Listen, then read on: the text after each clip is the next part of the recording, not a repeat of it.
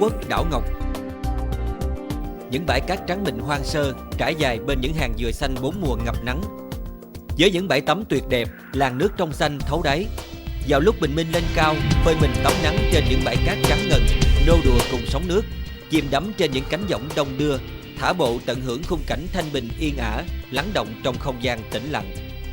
Phú Quốc được rừng che phủ, nhiều núi, sông, suối với 99 ngọn núi lớn nhỏ mà cao nhất là ngọn núi Chúa. Phú Quốc, một bảo tàng thiên nhiên về rừng, từ rừng ngập mặn đến những khu rừng nguyên sinh bạt ngàn. Không khí trong lành nắng ấm quanh năm, lượng mưa lớn nước ngọt dồi dào với hàng trăm loài động thực vật.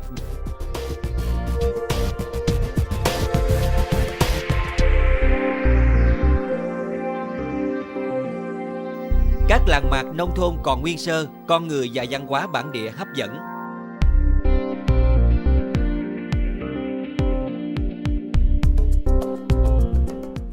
Những nhà thùng nước mắm thẳng hàng làm nên món đặc sản nổi tiếng.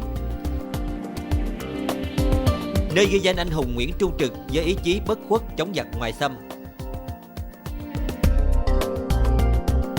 Đến Phú Quốc để tận hưởng những kỳ nghỉ cuối tuần tại resort cao cấp, thưởng thức đặc sản địa phương, khám phá những địa điểm du lịch nổi tiếng, đắm mình cùng thiên nhiên, say đắm bên người thân.